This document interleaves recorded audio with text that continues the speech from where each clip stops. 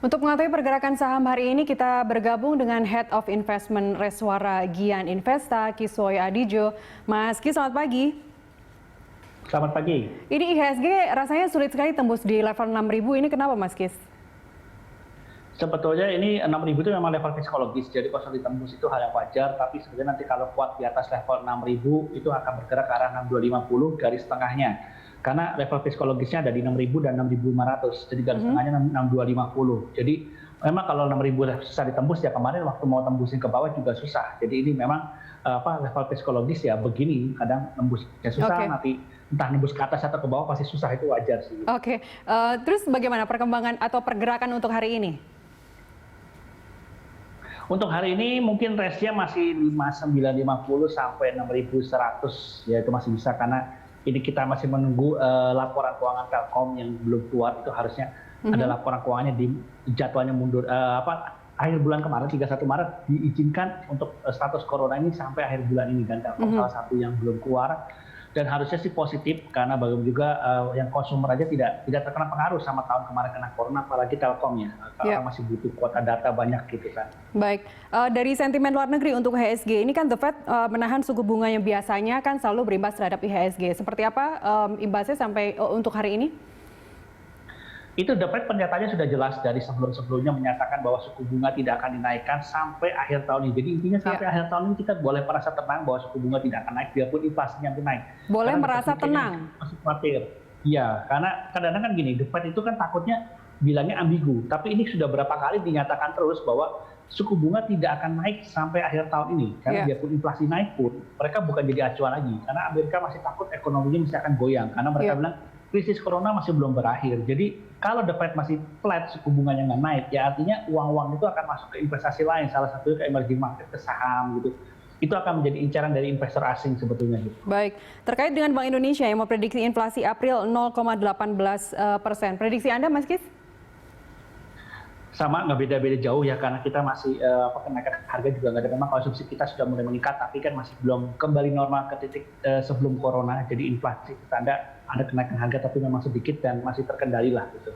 Baik, dengan proyeksi ADB yang memproyeksikan ekonomi RI tumbuh 4,5% di 2021 ini, seberapa besar dampaknya terhadap IHSG? Itu sangat besar karena bagaimana juga kita tahun kemarin sempat minus, jadi kalau dari minus ke plus aja itu sudah pertumbuhannya kencang banget, apalagi kalau bisa sampai 4%. Jadi kalau bisa di atas 2% aja tahun ini itu sudah sangat baik banget. Memang kayak kita tahu Cina itu kemarin kuartal satunya kaget sampai double digit sampai 18%, karena kan dari minus dalam kan. Nah mungkin kali ini kita harapannya sih bisa mencapai lah level 4% sampai 5% gitu ya, itu untuk tahun ini gitu. Apalagi sentimen dari dalam negeri untuk IHSG hari ini? Kalau kita lihat sentimen, tinggal menunggu laporan keuangan yang belum keluar, lalu setelah itu kita lagi musim bagi dividen juga. Lalu setelah itu memang puncak konsumsi kita adalah jangan lupa di Lebaran, yaitu di bulan depan, jadi sebentar lagi itu adalah puncak konsumsinya Indonesia. Di situ mungkin pertumbuhan ekonomi bisa ditarik, kalau mau menarik pertumbuhan ekonomi itu dari konsumsi kita yang besar itu di Lebaran. Biarpun mungkin sudah ada larangan mudik, tapi intinya adalah kita masih boleh ke mall, tempat wisata masih boleh buka. Kalau tahun kemarin kita ditutup total semua, tempat wisata, mall semua tutup, benar-benar lockdown. Nah kalau kali ini enggak, mudik memang dilarang, tapi untuk yang tempat wisata lokal, mall itu masih diizinkan. Dan itu kami prediksi sih harusnya itu akan ramai ya nanti libur Lebaran ini, namanya mall, tempat wisata akan diserbu oleh orang-orang lokal yang nggak boleh keluar kota, ya mereka akan lari ke mall sama tempat wisata setempat gitu. Ya, momentum ya. Itu bisa ikut, itu penyokong pertumbuhan ekonomi Indonesia. Gitu. Baik, terkait dengan laporan keuangan bank, terutama bank buku 4 ini kan sudah keluar semua. Dampaknya terhadap saham-saham perbankan seperti apa? Ini saatnya kita koleksi saham-saham perbankan? Saham perbankan boleh dikoleksi karena ini memang masih murah-murah, dan itu menunjukkan bahwa memang kapasitas pertumbuhan ekonominya sudah mulai membaik kan dari perbankan sendiri. Net profitnya sudah mulai kelihatan lagi. Memang tahun kemarin sempat ada minus-minus, tapi kan tahun ini sudah mulai normal kembali nih.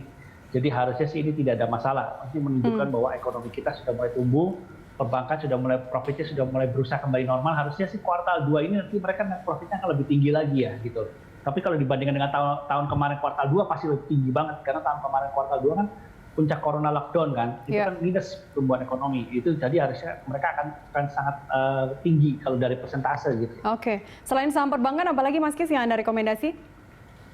Consumer, karena bagi juga ini kita mau puncak konsumsinya Indonesia, ini saham consumer macam INDF, ICBP, itu mereka akan sangat menarik banget, apalagi harganya juga masih belum naik tinggi. Itu bisa layak dikoleksi, terus Astra dan Telkom, ASII dan Telkom itu masih boleh dikoleksi juga. Baik, terakhir Mas Ki, singkat saja, bagaimana dengan saham Kimia Farma terkait dengan kasus yang ada di Bandara Kuala Namu, Medan? Kalau kita lihat hari ini tadi sudah hijau, jadi memang sebetulnya mungkin awal-awal itu akan berefek negatif, tapi bagaimana juga kita tahu bahwa bid offernya Kimia Farma sudah tidak seramai dulu zaman istilahnya masih ada ada investor corona masuk. Jadi kalau udah bid offer tipis begini ya sebetulnya efeknya mungkin sudah reda, karena itu memang efeknya sudah mengecil ya saya lihat. Jadi isu-isu seperti itu hanya hari pertama, hari kedua biasanya kencang, setelah hari ketiga mereka akan lihat coba normalisasi. Karena itu kan cucunya Kimia Farma, bukan anak usahanya, cucunya. Jadi persentasenya kecil sih untuk penghasilan Kimia Farma begitu. Baik, Mas Kis, terima kasih atas informasi Anda pagi ini. Pemirsa, demikian tadi Head of Investment Reswaragian Investa Kiswoyo Adijo.